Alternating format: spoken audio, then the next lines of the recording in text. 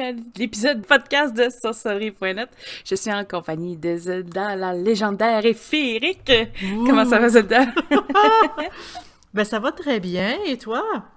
Oh, super, super. Est-ce qu'on a des petites annonces cette semaine au niveau du site? Ah, au niveau du site, ça bouge beaucoup plus sur le site. C'est la semaine passée. On a eu beaucoup de messages sur divers sujets, dont tu sais, les rituels, la protection, les questions des membres. C'est vraiment très intéressant. Je vous suggère très fortement d'aller les lire. On a aussi, bon, on a toujours des nouveaux vidéos sur YouTube, sur les lives de Twitch qu'on fait. Vous pouvez toujours nous suivre en faisant une recherche sur Sorcellerie Net. On a toujours une tonne de nouveautés rendues là. À chaque semaine, il y a du nouveau. Les podcasts sont toujours disponibles en réécoute sur YouTube. Je vous recommande fortement d'aller les écouter. On a des sujets très, très, très intéressants. Sinon, ça conclut pas mal les nouveautés de mon côté. Parfait. Au niveau des sujets, je pense que j'ai encore des runes qui sortent ce week-end. Il y en aura 3 ou 4 aussi qui vont sortir là, pour ceux qui s'intéressaient aux définitions des runes. Génial. Pour le podcast, donc aujourd'hui, l'épisode, on parle de la ritualique, donc l'utilité, les gestes, les objets, les mots, les correspondances des rituels et tout ça, là, des procédures au niveau de la sorcellerie. Est-ce que tu peux nous starter le sujet un peu? Oui, je Zelda? vais débuter là-dessus. En fait, on va commencer par se demander c'est quoi un rituel. Un rituel, c'est une mise en scène consciente pour un peu mettre de l'ordre dans notre tête, dans notre vie quotidienne. Tu sais, il y a différentes sortes de rituels. Tu as des rituels justement quotidiens où est-ce que nous, on a, bon, à tous les jours, on se lève, on se brosse les dents, et on fait notre toilette, et etc., etc. Ça, c'est quand même une forme de rituel. Et aussi, on a aussi les rituels plus spirituels, dont les rituels religieux. Peu importe la religion qu'on pratique, on a toujours des rituels qu'on peut ou doit accomplir. Dans le domaine de la sorcellerie et de la magie aussi, on a des types de rituels, autant des rituels au niveau pratique que des rituels pour, c'est vraiment là on va... on fait des incantations, on veut obtenir quelque chose, on manipule l'énergie avec toute la table de rituels pour faire appel à ces énergies-là. Donc, rituel, c'est quand même un mot large. Puis quand on parle de rituelique, c'est vraiment toutes les actions puis tout ce qu'on fait au courant d'un rituel.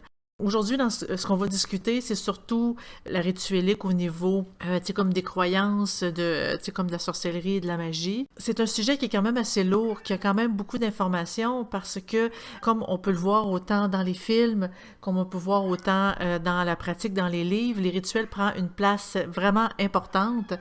Les rituels, ils ont quand même une importance assez grande dans le domaine, même si ils sont pas obligatoires dans la pratique.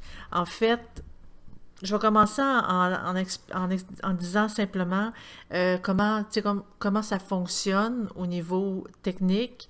Un rituel, c'est qu'au niveau de la sorcellerie et de la magie, bien sûr, on a une table, on a nos 4 éléments, on a aussi nos objets pour accomplir le rituel demandé. Ça inclut toujours, c'est comme des objets, souvent il y a des gestes, majoritairement il y a des mots pour pouvoir savoir, bon, la couleur de la bougie, on utilise les correspondances, même chose pour l'encens. C'est comme une série d'événements, de choses pour amener à concentrer l'énergie nécessaire pour pouvoir faire l'envoi vers ce qu'on veut obtenir. C'est le rituel, tu sais, ça fonctionne de cette façon-là. Est-ce que c'est utile de faire un rituel? Oui. Est-ce que c'est obligatoire? Non. Parce que, tu sais, on peut, comme j'avais expliqué dans mon dernier Twitch, on peut quand même faire de la manipulation d'énergie pour l'envoyer sans nécessairement faire de rituel. Est-ce que, tu sais, pourquoi, en fait, là, je suis sûre que tu vas me poser la question, Dead Breeze, pourquoi qu'on fait des rituels si on peut y aller autrement? En fait, les rituels, autant spirituels que dans la pratique, ça a une utilité quand même assez importante pour l'ambiance. On s'y met dans l'ambiance, on met notre esprit en scène pour pouvoir être dans la meilleure position possible pour accomplir ce qu'on veut accomplir. Oui, parce que je vais donner un exemple avec moi, ce que je faisais quand je faisais du tarot, un tirage de cartes. souvent, je vais tamiser les lumières, mettre des petites chandelles, puis il n'y a aucun sens au niveau de la couleur de la chandelle pour moi, mais c'est juste de se mettre dans le mood, là, dans l'esprit du moment. La concentration change un peu. Ça calme peut-être aussi de la personne qui se fait tirer dans un cas où c'est un tirage vers quelqu'un, qui se met aussi, lui aussi, dans cette espèce d'énergie de concentration. Tu sais, ça, c'est une ambiance vraiment qui se crée là, à ce niveau-là. Ça, je suis 100% d'accord. C'est exactement ça. Pour ça, là. Oh, oui. Parce que comme je l'ai dit au départ, c'est une mise en scène consciente. C'est consciemment, on se met en scène. C'est comme si on se fait un film, on se fait une série, puis on met en scène un moment où est-ce que là, on le fait, je vais fonctionner de telle façon, je vais dire tel mot. Puis les mots que j'utilise, c'est des mots que je considère qui ont du pouvoir. C'est des mots que souvent on a pris dans des livres ou sur des sites internet. C'est des mots qui détiennent quand même du pouvoir. Puis ça n'a pas besoin d'être les mots de quelqu'un d'autre. On peut l'écrire nous-mêmes. L'important, c'est d'être vraiment clair dans notre énoncé. C'est une mise en scène pour nous mettre dans l'ambiance, pour nous mettre dans le bain, pour qu'on ait vraiment la bonne concentration, le bon niveau d'énergie pour pouvoir accomplir ce qu'on veut accomplir. Puis ça, c'est peu importe, on s'en va dans n'importe quel rituel religieux et c'est la même chose. Là. Bon, je donne un exemple côté de l'Église catholique. L'Église catholique, c'est parce que j'ai grandi là-dedans, donc nécessairement, c'est l'idée qui me vient en tête en premier. Mm-hmm. On rentre, puis là, il y a le curé qui commence par, comme un blablatage ordinaire, il dit 2-3 prières, il faut le répéter, on se lève, on s'assit, on se met à genoux, on se lève, on s'assit, on fait 2-3 stepettes. Puis j'ai toujours vu ça comme ça, et c'est ça. Puis ça, juste le fait de la mise en la ritualisation du rite religieux fait en sorte que tous les pratiquants, quand on sort de là, on est pas mal plus calme. C'est comme si on se connectait à un dieu, à une entité, ou tu sais, comme à l'univers, en fait. Ça nous aide à nous connecter pour pouvoir accomplir ce qu'on veut accomplir. On se connecte un peu à l'égrégore en tant que tel. Oui, ça dépend de la religion. Ben oui, c'est en plein ça. Puis aussi, on peut se connecter aussi à l'univers, essayer de s'élever de façon spirituelle pour pouvoir aller vers d'autres sphères plus élevées. Et les rituels sont bons pour ça, parce qu'un rituel, bon, justement, comme tu expliquais tantôt avec ton tarot, on tamise les lumières, on ferme les lumières, on met que des chandelles, on met une petite musique d'ambiance avec de l'encens, puis les couleurs. En fait, moi, avec les lectures que j'ai lues dans les livres, on se rend compte que les correspondances, ça arrive que ça change d'un auteur à l'autre, parce qu'ils vont sur le ressenti. T'sais, pour eux, telle chose correspond à telle autre chose. T'sais, l'amour, bon, c'est le rose, c'est le rouge. L'argent, c'est le vert. Là, un autre auteur, il va rajouter des couleurs parce que c'est selon, comme son interprétation à lui. Donc, on peut... il faut vraiment s'écouter, nous, là-dedans. C'est sûr que on n'ira pas dire, je donne un exemple, bâtard, le rouge, pour moi, ça représente l'argent. C'est un petit peu tiré par les cheveux, mais c'est vraiment l'important, c'est la signification profonde que ça a en nous, parce que c'est vraiment en nous que ça doit jouer. C'est nous qui faisons toute la manipulation. Même chose pour les gestes, parce qu'on peut faire un rituel en dansant aussi. Puis je pense que dans tout ce que tu as énoncé en tant que tel, il y a aussi le côté tradition.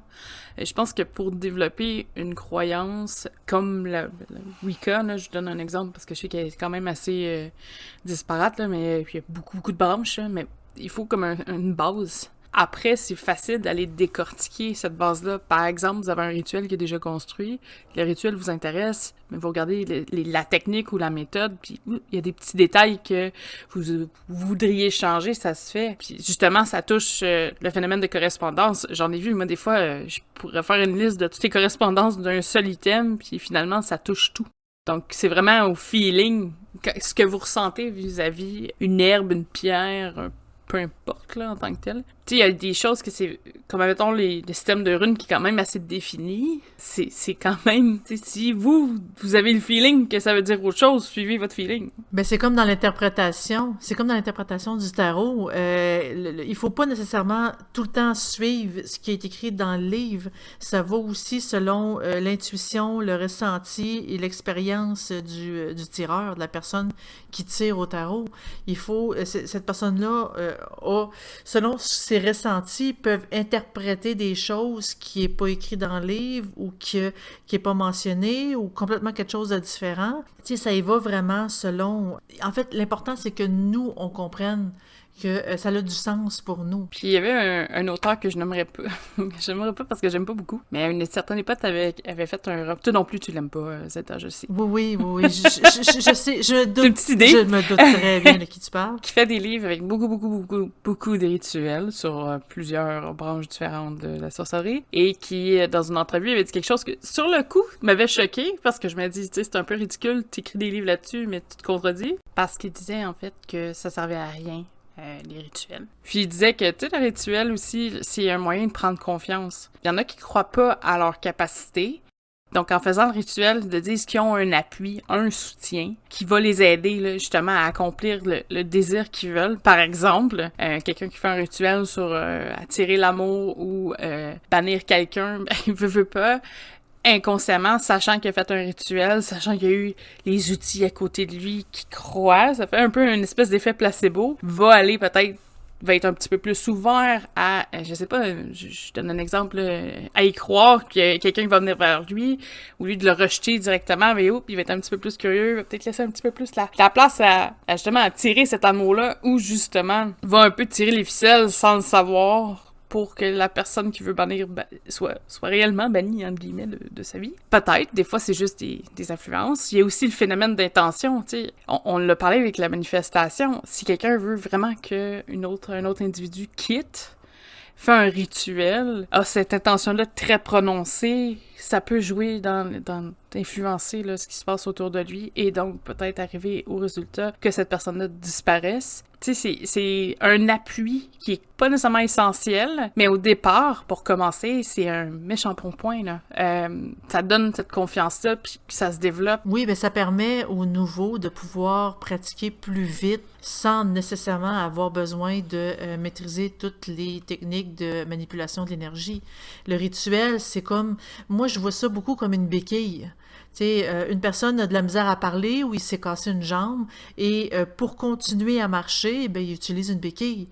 Ça y évite d'avoir à attendre la guérison complète pour pouvoir recommencer à marcher. Il peut continuer à marcher, oui, il a besoin d'une béquille, mais il peut le faire pareil, il peut marcher. Le rituel, c'est la même chose. En gros, ça te permet de pratiquer de la sorcellerie, de la magie, mais avec une béquille, c'est la béquille qui nous permet de pouvoir commencer puis s'habituer, prendre confiance pour éventuellement être capable de le faire tout seul sans la béquille, d'être capable de marcher sans la béquille. Mm-hmm. Puis, comme tu dis, on en a parlé un peu plus tôt, mais le phénomène d'ambiance, c'est super. Et vraiment là, personnellement, si j'aurais un rituel à faire, vu que j'ai arrêté de fumer, probablement je m'amuserais avec les encens. Parce que maintenant que mon odorat revient légèrement au fil des jours, ça serait quelque chose un peu comme pas une récompense, entre guillemets, mais tu sais, il y a d'autres façons de voir les choses que je trouve qui est importante aussi à explorer. Tu sais, autant qu'on parle de bougies tantôt pour le tarot, mais l'encens, c'est une chose aussi. C'est sûr que je vais détruire le nom, là, mais les bols tibétains. Oui, les bols tibétains. Non, tu l'as pas détruit, tu l'as eu. Non, j'étais plus sûre de comment, mais c'est pas grave, les bols tibétains aussi. Oui. Tu sais, je veux dire, il y en a qui utilisent ça aussi pour la méditation. C'est un ancrage, ça aide. Est-ce que tu peux faire ce que tu as besoin de faire sans? Absolument. La seule chose, c'est que c'est ça. Peut-être que c'est plus facile d'entrer dans cette espèce de... C'est pas du théâtre, c'est pas ça que je veux dire. C'est... Parce que c'est pas une scène ou un faux, mais c'est vraiment une ambiance qui te permet de te concentrer peut-être plus facilement ou d'entrer dans des zones de l'esprit, entre guillemets, là, plus facilement passer d'un stade d'éveil complet, là, ben éveil pas spirituel, là, juste d'être réveillé à de la méditation concentrée, là, tu sais, il y a vraiment entre les deux, là, c'est ce qui est Ben oui, mais c'est intéressant. comme, par exemple, tu sais, est-ce qu'on serait capable de faire cuire du riz sans cuiseur à riz? Oui, on peut le faire de la bonne vieille façon, mais si on a un cuiseur à riz, des fois, on peut se dire, regarde, c'est plus facile, je peux faire d'autres choses en même temps, je peux me concentrer sur autre chose en même temps. Ça rend comme les choses un peu plus faciles. C'est-tu nécessaire? Non, je l'ai, pourquoi je m'en servirais pas? Et voilà. Tu sais, ça y va selon vraiment je dis notre bien-être, là, mais je cherche mes mots. Selon notre feeling. Non, mais je veux dire, c'est selon notre niveau de confiance en nous-mêmes. Le rituel peut vraiment être tu sais, comme un bon départ, ou si, hey, ces temps-ci, j'ai vraiment de la misère à me concentrer, à place de le faire de la façon que j'ai l'habitude, je vais faire un rituel pour celui-là, pour être sûr de ne pas le manquer. Tu sais, c'est comme, ça nous permet de nous mettre en confiance pour dire, regarde, je le manquerai pas parce que j'ai utilisé mon rituel, je me suis mis dans l'ambiance. Parce que se mettre dans l'ambiance, c'est quoi? C'est vraiment d'utiliser nos 5 sens. Tu sais, on se met de la musique pour notre ouïe, l'encens pour l'odeur, on tamise, on se met des bougies pour tu sais, comme la vue. Tu sais, puis en répétant des mots, les mots, tu sais, les mots dits, les formules dans les rituels, ça peut faire office de mantra en même temps. Tu sais, c'est comme des mots répétés pour nous aider à nous concentrer. Les gestes qu'on fait, tu sais, ça peut être des mouvements quand même assez simples, mais qui ont quand même de l'importance. Donc, ça nous permet d'utiliser tous nos sens pour pouvoir vraiment nous aider à nous concentrer de façon plus précise, plus appropriée pour accomplir ce qu'on veut faire. Pour ce qui est des mots, je sais que j'en avais parlé dans le podcast de l'exorcisme. Tu sais, il y avait comme une théorie aussi sur le son des mots. Je pense qu'il y a quand même... si cette théorie-là est vraiment exacte, comme quoi, mettons, certains termes pousseraient un esprit à mieux se concentrer ou peu importe, l'important, c'est au moins de comprendre ce qu'on fait aussi. Il y en a pas dire des mots en latin, si on comprend pas ce que ça veut dire, on va laisser faire. Hein. Ben, c'est comme... Laisser tomber, ça sert à rien. C'est comme chanter une chanson d'amour en italien, quand on comprend pas un mot d'italien, comment qu'on veut bien interpréter la chanson. Comment qu'on peut bien l'interpréter, pouvoir faire, tu sais, parce que les chanteurs, ils font de l'interprétation, ils font des mouvements, ils font des expressions faciales via ce qu'ils sont en train de chanter. Et s'ils chantent une chanson dans une langue étrangère qu'ils comprennent pas pantoute et qui ont même pas du tout pris la peine de faire la traduction pour voir si cette phrase-là, ça veut dire quoi, cette phrase-là, ça veut dire quoi, pour pouvoir vraiment faire les gestes et l'expression en conséquence, ben ça sert à rien. Tu peux dire n'importe quoi, tu sais, Amstramgram, puis ça va fonctionner, mais il faut vraiment comprendre ce qu'on fait. L'important, c'est vraiment d'avoir la traduction à côté. Qu'est-ce que ça veut dire? Qu'est-ce que ça fait? Parce que l'important, c'est pas les mots qui sont dits. L'important, c'est que nous, on les comprenne pour que nous, on puisse... que notre être, notre subconscient puisse faire le travail. C'est comme plus facilement, mais il faut comprendre ce qu'on fait. Puis je pense qu'au début, pour comprendre ce qu'on fait, avoir une base qui est solide pour tous, c'est vraiment vraiment le point de départ. Par exemple, tu sais, il y a quand même une certaine des règles qui se suivent là, entre les livres de sorcellerie ou des traditions qui sont liées. Je te dirais, mettons, le feu reste le feu, l'eau reste l'eau, l'air aussi, il y a la terre.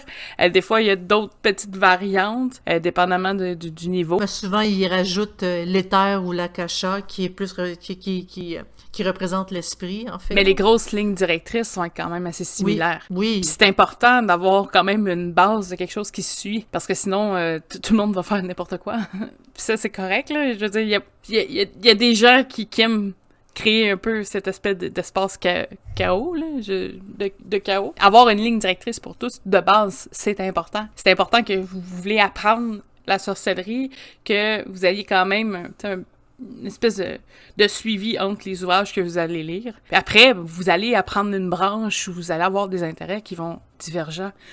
J'avais un exemple pour ça qui est en cinéma, parce que j'ai étudié en cinéma, pour ceux qui ne savent pas, là, puis on disait tout le temps que un des grands au cinéma, en tout cas au moins reconnu pour son art, c'est Quentin Tarantino. Quentin a travaillé dans un vidéoclip, un clip vidéo.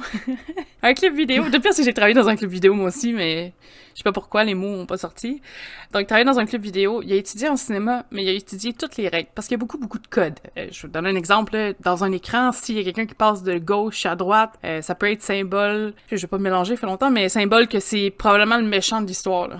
T'sais, s'il prend telle direction, c'est parce qu'il est en train de faire telle manigance, tout ça, puis on s'entend, c'est juste des directions d'un passage de l'écran du personnage. Quentin Tarantino adorait ces règles-là, parce que c'est comme une éthique au cinéma. Ça, si vous étiez en cinéma, vous allez ruiner votre fun d'écouter des films, ça, je garantis, mais c'est une éthique là, qui suit. Ce qu'il a fait, c'est qu'il a vraiment tout appris les règles, puis quand il s'est mis à faire ses productions, puis à tourner, il les a toutes détruites. Son but, c'était de justement prendre un peu le futur client, dans le fond, qui allait voir son film pas comme un idiot, mais de dire, regarde, tu seras pas capable de deviner ce film-là, parce que tout ce que tu crois acquis, je vais te le faire désapprendre. Et ces films, ils ont beaucoup de films. Je pense Pulp Fiction en est un qui en a quand même beaucoup dedans, avec son timeline. Until Dusk, là, Dawn Till Dusk, From Dawn Till Dusk. Il est très fort là-dessus aussi. Il s'amusait avec ça. Et je pense que c'est un peu le même principe en sorcellerie. Si vous apprenez les règles de base, je dirais les grandes mentalités en tant que telles, éventuellement, il y a des trucs que vous, ça vous choque, peut-être pas choqué, mais que ça vous dérange, ou vous vous sentez pas à l'aise face à ça, il y a toujours moyen de changer un peu les trucs. Si vous, le feu, faut que ça soit juste une chandelle allumée, parce que sinon vous avez peur de mettre le feu partout chez vous. Il y a des façons de contourner ça un peu, tu sais, puis que quand vous allez faire votre rituel, vous allez être à l'aise. Je pense que c'est quelque chose qui est important d'apprendre vraiment des petites bases. Je dis pas suivre à la lettre tout, mais au moins les connaître. Puis après, faire des variations qui, selon vos ressentis, ont un impact. Peut-être que ça va être juste d'abandonner tous les items aussi. Il y en a qui sont très, très objets pour plein de raisons. Il y a des gens qui aiment ça être tactile aussi. Avec les vidéos YouTube, Twitch, plus principalement, mais YouTube aussi va s'en venir. J'apprends à créer des objets.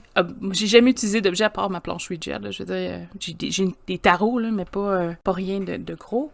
Puis justement, le fait de créer des runes, j'ai eu un intérêt pour les runes. C'est fou, là.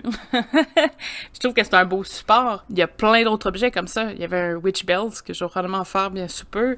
C'est des espèces de... Une cloche. Le cloche que t'accroches au poignet pour la protection, en guillemets, là. J'ai pas été en détail, je vais pas aller trop loin, là. Je commence à lire ce sujet. Tu sais, j'en ai créé une par plaisir, il me manque les cloches. Ça, c'est un peu... c'est un peu ironique, mais le chat aime ça. Ouais. Le chat aime beaucoup ça. Tu sais, j'ai pratique, puis d'un autre côté, c'est pas quelque chose que moi, de base, j'aurais tendance à faire, mais vu que je le fabrique, vu que je le manipule, il y a un intérêt qui se crée. Est-ce que pour moi, ça a vraiment une protection sur ma maison? Pour l'instant, absolument pas. Est-ce que ce serait quelque chose que je serais tentée de faire? Peut-être pas en milieu urbain, ça va flasher un peu sur ma porte de maison, mais tu sais, c'est des petits détails comme ça qui font en sorte que, oui, c'est pas parce qu'on n'utilise pas d'objets non plus qu'on a zéro attachement aux objets. Il y a des objets aussi qui ont des attachements mémoriels ou sensoriels ou des souvenirs aussi, ou qu'ils vont juste être là pour vos rituels juste parce que vous l'aimez l'objet ou vous le trouvez beau, là. Il y a juste ça aussi. Puis je pense que le fait de mettre ces énergies dans des items que vous créez aussi a une importance vis-à-vis de la ritualique. En fait, quand on parle des objets dans la ritualique, il y a pas simplement, la bougie, l'encens, mon petit pot qui peut être super beau pour le sel. Il n'y a pas non plus... en fait, il y a divers autres objets possibles. Il y a, c'est sûr qu'il y a une coupe pour mettre l'eau qui est très... qui pourrait être très utilisée aussi. Mais il y a aussi la tamée, il y a qui est une espèce de couteau rituel avec la bolide, la baguette magique. C'est tous des objets qui peuvent être utilisés dans un rituel. Est-ce que c'est nécessaire? Non. Est-ce que c'est obligatoire? Non. Mais est-ce que ça pourrait faire un plus si vous l'avez? Oui. Est-ce que ça vaut la peine de dépenser beaucoup d'argent pour s'en acheter un? Non, si c'est pas vraiment absolument nécessaire, ça y va plus avec les années, avec l'expérience, avec vraiment l'utilité qu'on va en faire. Ça va vous appeler. Là, il y a bien des trucs que je peux fabriquer, là, mais si vous avez un autre puis vous commencez avec la base, vous allez peut-être pas l'entamer ou vous allez peut-être juste avoir un petit couteau de cuisine, là. Puis c'est correct, il y a pas de mal à ça. Peut-être que plus tard, puis là on dit il y a pas de dépenses, mais ça se peut que vous tombez en amour avec un item que vous voyez, là. Des fois, il y a des artisans, tout ça, qui font du travail extraordinaire, puis c'est d'avoir le calling, là, tu sais, genre, ça me le prend. Mais sinon, c'est vraiment, il y a plein d'alternatives, là, c'est pas quelque chose qui est là pour que ça vous coûte cher non plus, genre. Non, puis, mais tu sais, quand tu dis le calling, l'appel, en fait, c'est sûr qu'il faut y aller aussi selon notre portefeuille, mais des fois, quand on a justement cette illumination-là, cet appel-là, ça a quand même, ça a son importance. Tu sais, ça m'est déjà arrivé d'avoir à toucher les objets, à voir un livre, puis le livre, il m'attire, je le feuillette. Pas que je le trouvais cher, mais tu sais, je le feuillette, puis il est beau. Ah, je suis pas sûre si...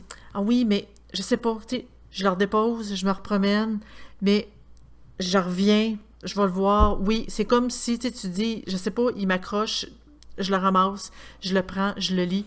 C'est comme, des fois, quand on a des attirances comme ça vers des objets ou vers des livres, c'est qu'il y a quelque chose qu'on peut y apprendre. Donc, tu sais, c'est sûr que éviter de se ruiner, bien sûr, et ça peut être aussi un bon indice à, tu sais, faut écouter son intuition pour... Puis, ironiquement, moi, mes meilleurs achats que j'ai fait en ligne au niveau occulte, c'est comme ça que je les ai eu. Tout récemment, on parlait de tarot sur le Discord, puis je suis tombée sur le Santa Muerte, qui est un tarot avec des petits squelettes, là, de la tradition...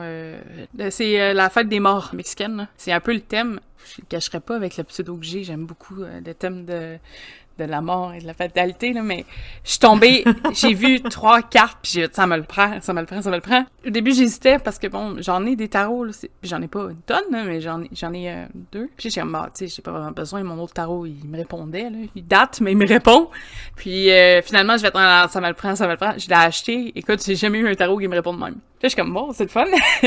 Et en détail, là, c'est fou, là, c'en est fou raide. Qui répond aussi à mon chum, ça, je trouve ça un petit peu plus bizarre, mais... Puis... Oui, mais indirectement, ça l'est pas tant que ça, tu sais, vu que toi et ton conjoint, vous avez déjà une attirance l'un vers l'autre, si toi t'as une attirance vers quelque chose, c'est assez logique que lui ici, ça y réponde d'une certaine façon. Oui, ben là, il commence à apprendre avec ça, mais tu vois, puis là, récemment, j'ai fait d'autres achats, puis j'ai vu un tarot, puis il me piquait ma curiosité, mais je sais que ce sera pas un tarot utilisé pour la pratique, là, mais c'est un tarot avec les démons dessus, qui est super beau, là.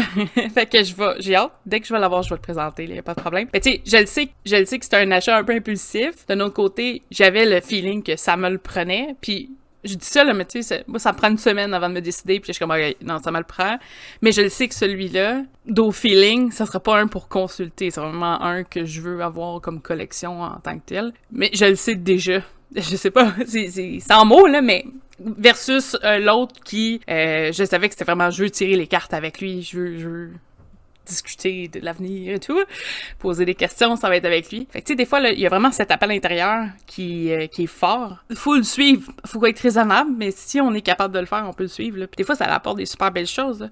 Je fais beaucoup de magasinage pour des pierres, parce que j'aimerais ça vous faire une vidéo sur la création manuelle d'un pendule, vraiment polir puis travailler la pierre. Ben, à date, toutes les pierres m'attirent pas. Donc, tant que j'ai pas quelque chose qui m'illumine, là, ça va attendre. Ben c'est ça.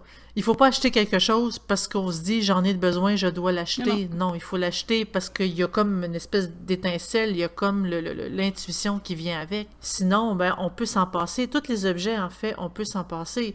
Par exemple, bon, on veut se faire une belle table pour faire un rituel. On a besoin d'un bol d'eau, d'un verre d'eau, on a besoin d'une bougie, on a besoin d'un plat avec du sel, on a besoin de l'encens. Tu sais, un plat avec du sel, ça peut être n'importe quel plat, là, en vitre, en plastique, peu importe. Même chose, l'eau, un verre d'eau bien normal, ça peut faire ça peut très bien faire le travail. On n'a pas besoin de se ruiner là-dessus. Même une nappe, ça peut être n'importe quelle serviette, drap, couverte, c'est pas important. C'est sûr que le fabriquer soi-même, c'est comme le Nec Plus Ultra, mais c'est pas de quoi qu'il est nécessaire de dépenser des centaines de dollars pour pouvoir s'équiper. On peut vraiment se débrouiller très bien avec ce qu'on a sous la main. Et graduellement, avec les semaines, les mois, les années de pratique, whoop, hey, je trouve tel objet, je l'adore, je me suis trouvé un bel atamé, c'est une espèce de couteau rituel, il est super, il est magnifique, je l'installe à tel endroit, parce que dans les rituels, il y a aussi des endroits pour tout placer ça, selon les points cardinaux, puis leur utilité. Donc, il va avoir tel endroit sur mon autel, ça va être super beau. Whoop, hey, là, je viens de me trouver un livre des ombres incroyable pour tout prendre mes notes, écrire les rituels que je fais, décrire mes expériences magiques. Il est super, je l'ai fabriqué moi-même ou je l'ai trouvé, je l'ai acheté. Il faut vraiment y aller selon, justement, selon cette étincelle-là et non pas dire « j'ai besoin d'un livre des ombres, je vais m'acheter un livre des ombres ». Non, puis je pense que la part de... Comment je peux dire ça? Mettons, on recule de 10 ans. Mettons, on voulait se créer un livre des ombres. C'était un peu plus de bouche à oreille, comment faire un livre, là. Ou aller louer un livre pour savoir faire un livre. Mais aujourd'hui, avec YouTube, c'est pas un problème. Personnellement, je vais garder cet exemple-là des grimoires, tout ça. Moi, j'ai toujours voulu avoir cette espèce de grimoire-là avec la petite peau de cuir. Puis quand tu l'ouvres, là, c'est comme dans les films, là, super large, avec des écritures un peu moyenâgeuses. Oui. Écoute, je bave à l'idée de créer cet objet-là. Ça serait, je pourrais me dire, bon, mais je me claque vraiment cher, par contre, là, mais tant d'argent, puis je m'en achète un. Le trip que je veux faire, moi, c'est vraiment de le construire, apprendre à faire le booking là, d'un livre, là, la reliure, tout ça. C'est d'apprendre à travailler cuir aussi, je veux pas, parce que j'aimerais ça avoir une couverture extérieure plus que des planches de bois, là, des petites planchettes. Puis c'est de le monter, de l'apprendre, tout ça, puis pour arriver à cette idée-là, j'ai fait des recherches sur YouTube de Do-It-Yourself de Witchcraft. Je l'ai fait plus en anglais qu'en français, il y a un petit peu plus de contenu.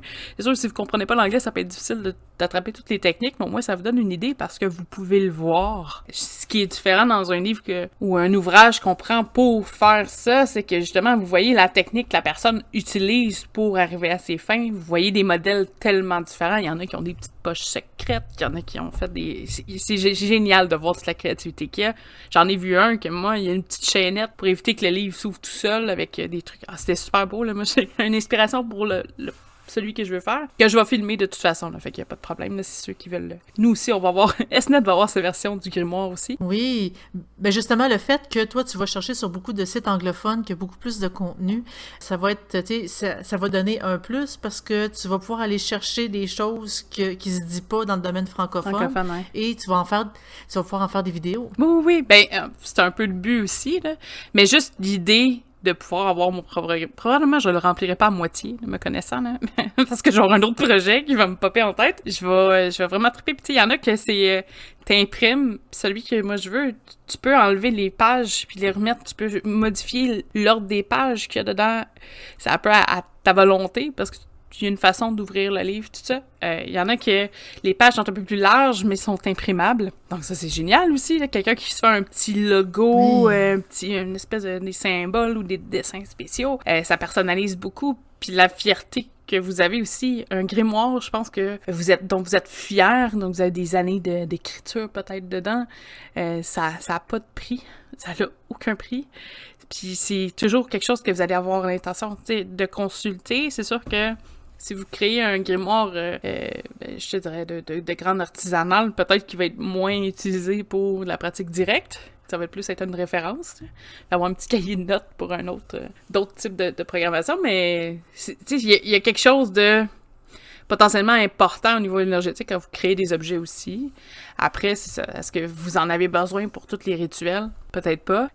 Si le fait d'avoir un ouvrage ou un objet qui a été créé, là je dis manuellement, là, c'est parce que je sais qu'il y a beaucoup d'énergie qui se fait quand on crée des objets ou des tableaux, ou même un objet d'art. Vous faites une peinture pour votre hôtel, cette peinture-là elle représente quelque chose, mettez-la. Même si c'est pas un atamé ou un objet rituelique, si pour vous, ça l'apporte quelque chose, ça vous aide à vous ancrer, pourquoi pas? Ben, ça crée un lien aussi entre, justement, la personne qui a créé l'objet et l'objet en lui-même.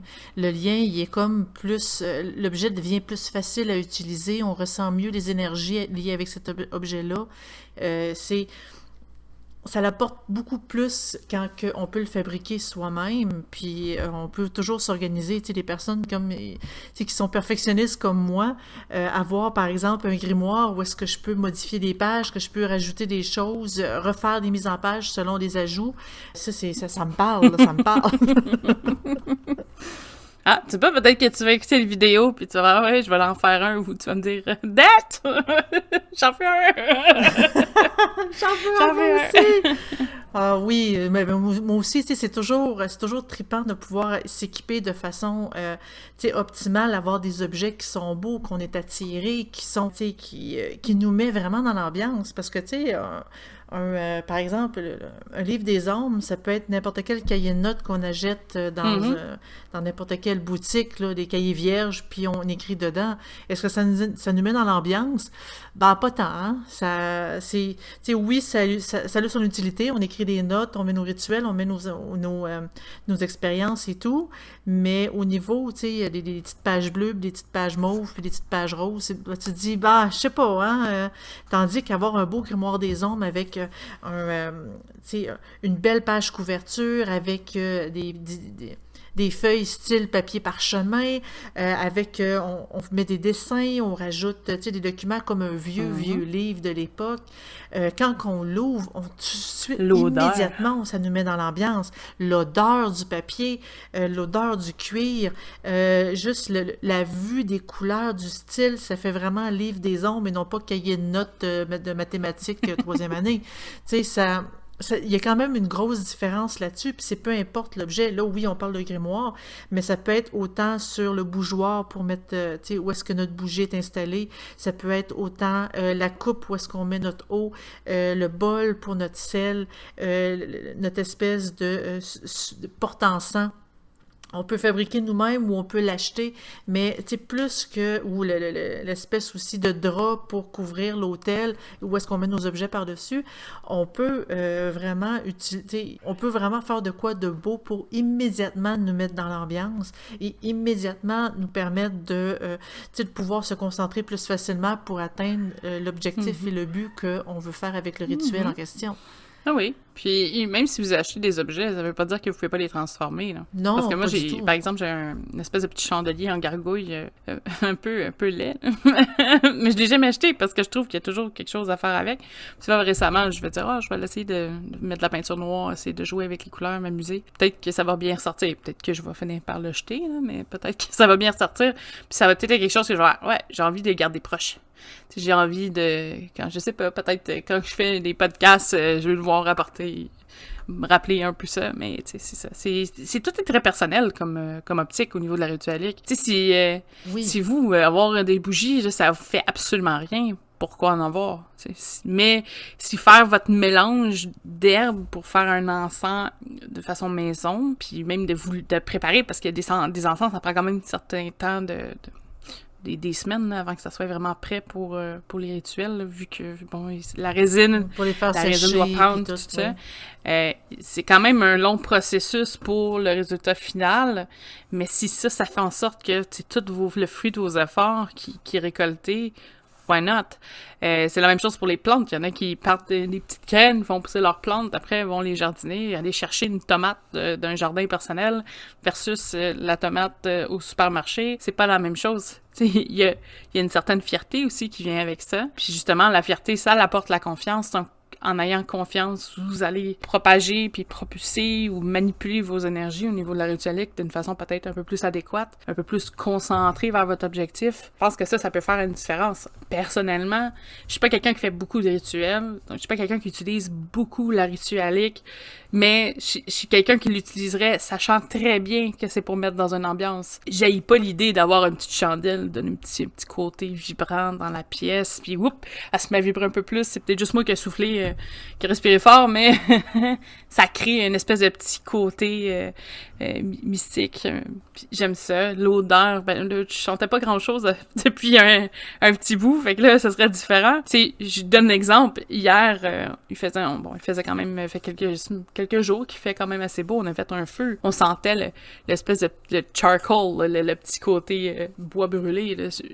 sur le coup, c'est pas une odeur qui est nécessairement agréable, mais pour le moment, puis on dit, l'été approche, l'odeur, on la tolérait super bien, puis on aimait ça, c'est la même chose, tu fais un rituel, ben c'est ce côté-là de l'odorat qu'on va aller chercher, le visuel, si vous aimez ce que vous voyez, que ce soit vos items, et votre fierté, c'est sûr que ça va aider au rituel, parce que ça va vous faire du bien de faire les gestes, proposer les mots, faire votre ritualique.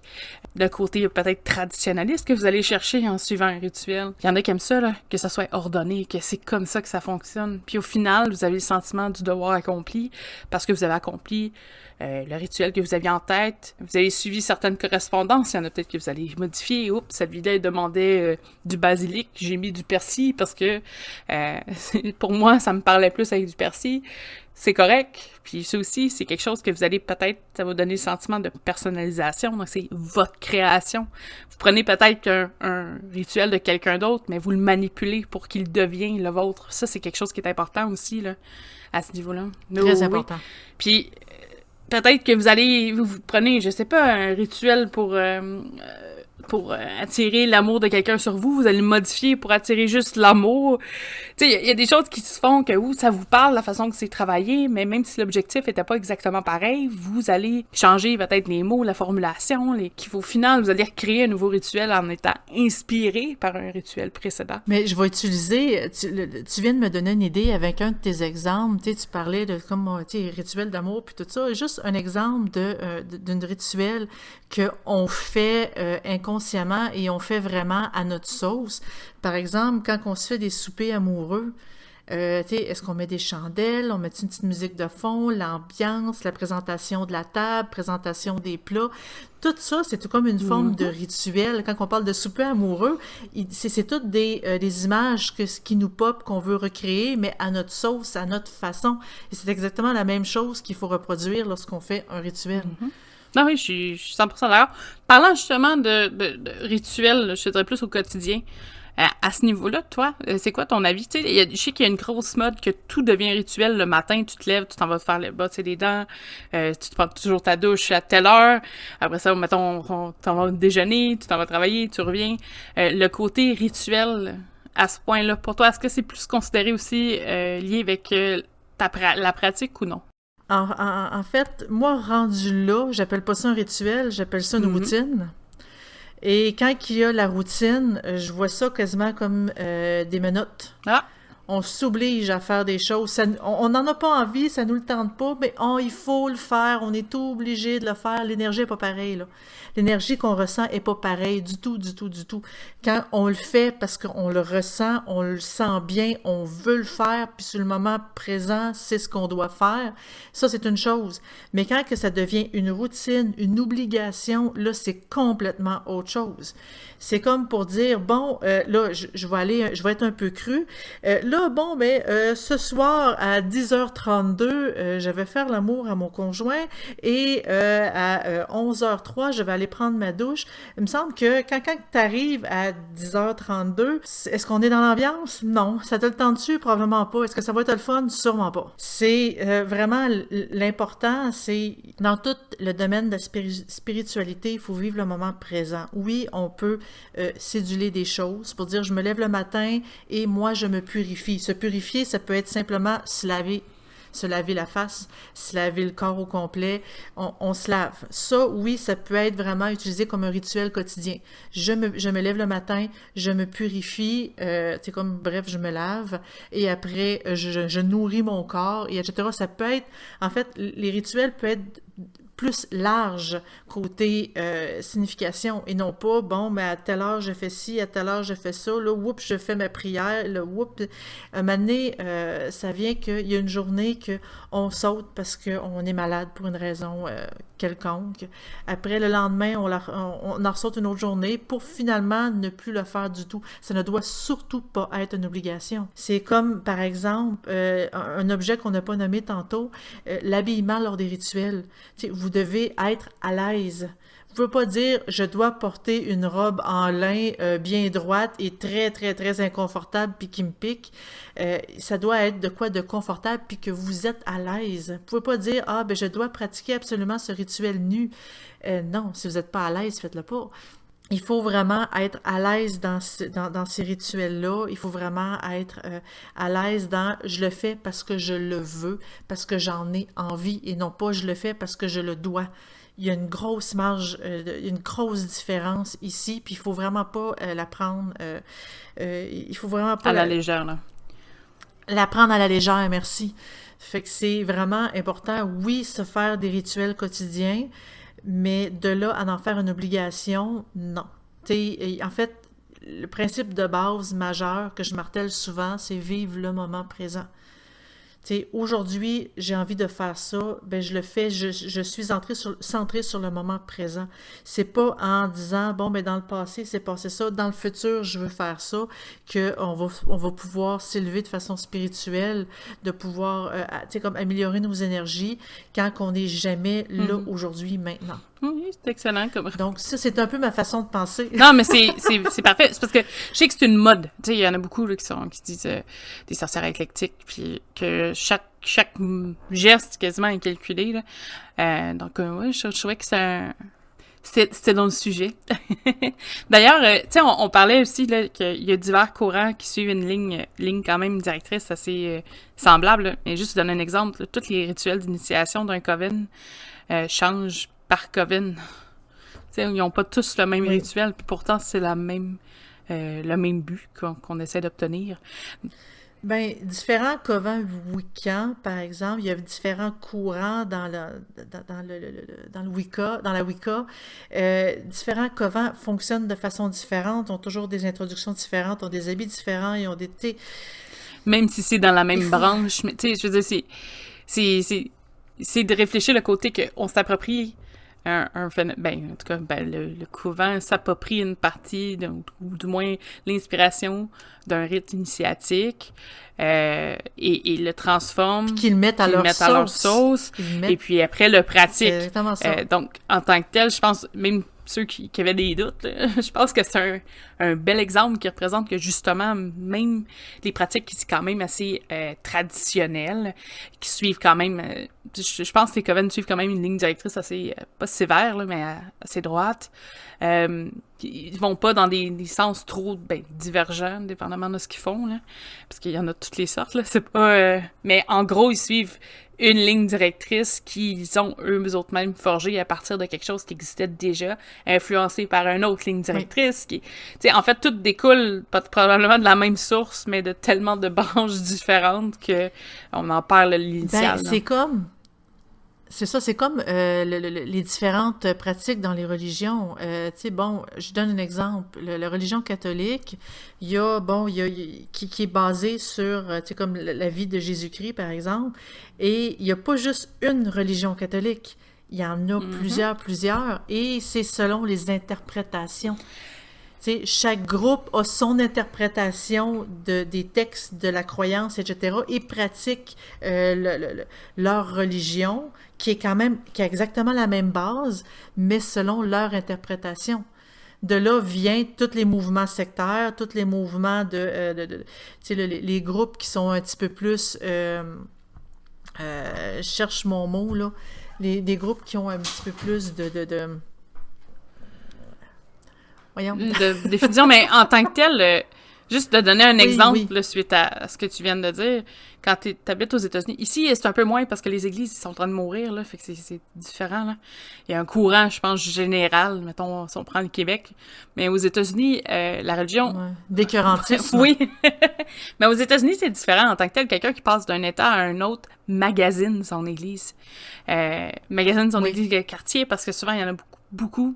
Puis tu cherches le prêtre qui t'allume, la communauté qui te lie ou qui est proche de tes morales et tes valeurs. Ben, tu cherches l'interprétation qui est proche de tes propres croyances. Puis, tu sais, ici, on le vit pas vraiment. Il y en a probablement qui sont accrochés à une église plus qu'une autre, mais vu que la religion est comme en perte de vitesse au Québec, Ouais, mais au Québec, on a comme une Ouais. histoire spéciale avec la religion catholique qui nous ont tellement écrasés et écœurés que aujourd'hui, justement, la perte de vitesse est un peu liée aux abus qui s'est fait dans les 100 dernières Mais il années. y en a aux États-Unis de la perte de vitesse, mais je veux dire, c'est vraiment l'effet de magasinage. Moi, je trouve ça quand même assez impressionnant de magasiner ton église. Parce qu'il y en a qui vont avoir des petites variations dans chacune d'entre elles. Fait que je trouvais ça... puis là, on dit église, là, mais ça peut être n'importe quelle religion. Là. Même la Wicca, en a tellement que Oui, on sait plus les compter. Là. mais il y en a que c'est plus. Il y en a que c'est plus chanté, il y en a que c'est plus dansé, il y en a que c'est plus tu sais, des sermons, il y en a que c'est plus joyeux, je dis happy, là, mais tu sais, il y en a que c'est plus joyeux. Tu sais, vraiment, ça va selon la façon que toi tu veux la pratiquer. Puis choisir son couvent, par exemple, c'est exactement la même chose. T'en prends pas un pour dire, ah, ben dans ma région, il y a seulement lui. Non, il faut vraiment y aller le plus proche de soi, parce que sinon, l'écœur en titre vient Mais assez tu vite. ris, là, mais j'ai vécu ça, moi, avec... Ben, écoute, mes parents sont tous de religion catholique, là. Puis à Saint-Jérôme, il y avait la fameuse église de Saint... Ben, fameuse. À Saint-Jérôme est fameuse, là. Mais l'église de Saint-Jérôme. Puis t'avais aussi un prêtre qui était jeune. Je pense qu'il était peut-être fin vingtaine, début trentaine. Là. Il était vraiment jeune, avec sa guitare. Tu prêtes Oui, fringant. puis il était assis, puis il se promenait, des fois il se levait, puis il chantait avec sa guitare, il gardait la guitare, puis il faisait tous les mêmes rituels. Il expliquait le passage de... Parce que ça m'a marqué, là, mais il expliquait la vie de Jésus, comme dans les églises, tout ça. Sauf que il le faisait avec un côté un peu plus... pas rock, là, c'est pas ça du tout, mais plus gospel, là, au niveau de la chanson, puis il faisait embarquer le public. Le public, les croyants qui étaient là. Mais t'avais quand même le choix entre les deux. Tu sais, c'est beaucoup plus jeune, beaucoup plus intéressant. Honnêtement, s'il aurait fait ça à l'ensemble des églises qu'on a ici, peut-être qu'il y aurait plus de croyants. Moi, je dis ça comme ça. Mais, tu sais, il y avait une attirance qui se faisait aussi.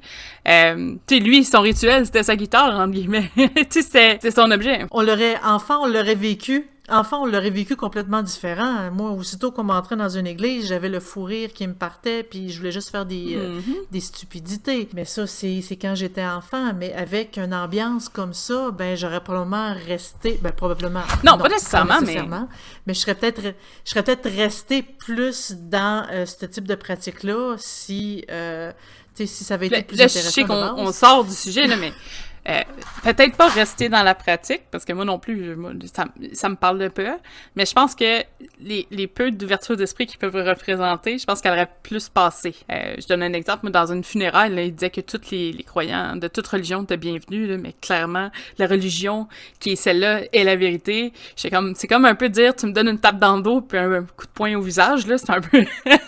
c'était un peu malhabile, là, mais... mais... Oui. Il a essayé de montrer, puis tu sais, c'est quelqu'un qui a jamais eu vraiment une ouverture d'esprit, probablement, face aux autres religions, parce que c'est un prêtre, là. Il y en a qui l'ont pareil, là, c'est pas... Mais quelqu'un qui joue de la guitare à côté sur un tabouret, racontant, je trouve que c'est beaucoup plus... Ça parle plus. Je serais peut-être plus intéressée d'en connaître, même si c'est pas une religion qui m'attire du tout, mais je serais plus ouverte à la discussion. Oui, mais tu sais, tu dis que c'est un peu loin de notre sujet principal, mais en fait, non, parce que, tu sais, la façon, les rituels qu'ils font, peu importe la religion, ça rentre dans ce domaine de rituelique-là, parce que oui, ça nous met dans l'ambiance, ça nous met dans un niveau de concentration, dans une élévation spirituelle, pour pouvoir mieux se connecter à notre Dieu ou à notre, tu sais, à notre éveil spirituel. Donc, tu sais, oui, ça a quand même un effet important, même si là, on a bifurqué un peu sur la religion catholique. Mais ça a quand même, c'est que ça fait partie quand même des rituels, c'est comme spirituels, des rituels de façon religieuse que, tu sais, qu'on parle depuis le début ici, là. Ah oui, t'as tout à fait raison. Puis, niveau ambiance, c'est sûr que c'était meilleur, là, avec la guitare que assis, debout, assis, couché, à genoux, debout. À parler toujours sur le même ton. Enroulant les airs. Là, on devient, les gens qui des prêtres, c'est pas de leur faute, là. Non, mais c'est pas de leur faute. Il y en a qui sont juste plus endormants que d'autres. Qui sont plus tannés. Oui, mais ça fait longtemps que je suis pas rentrée là, donc je vais arrêter les jugements ici, là. Tu sais, on parle de religion catholique, mais tu sais, c'est la même chose pour les rites les rites de passage. Tu sais, il y en a Oui. que, pour passer de l'autre côté, c'est important d'avoir l'extrême onction, puis les derniers, comme, rites.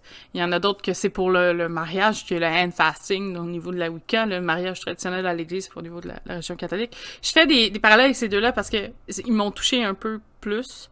Il y en a de lancer des riz, il y a plein de trucs là, qui sont des petits rites qui se font. S'il y a des trucs qui vous touchent pas, je donne par exemple le lancer des riz dans un mariage parce que pour vous, c'est juste signe de gaspillage. Parce qu'il y en a, là, c'est pas... Ou de va falloir passer Ouais. le balai après. Ben, c'est correct de pas le faire. En tant que tel, c'est pour vous, ce rituel-là de communion des unions, là, de lien des unions. Tu sais, il y a plein de... C'est des petits détails que c'est tellement redondant parce qu'on en a tellement vu qu'on considère même plus ça comme un rituel. Oui. On considère ça comme une tradition. Le baptême, la première communion, là, je parle au niveau de la religion catholique, là, mais il y a le même espèce de passage au niveau des autres traditions qui sont plus occultes. Par cœur, je sais que c'est moi qui ai écrit l'article, là, ça date, ça fait vraiment longtemps, faudrait que j'y retravaille, là, mais il y avait la même chose au niveau de tout ce qui est paganisme, sorcellerie, Wicca.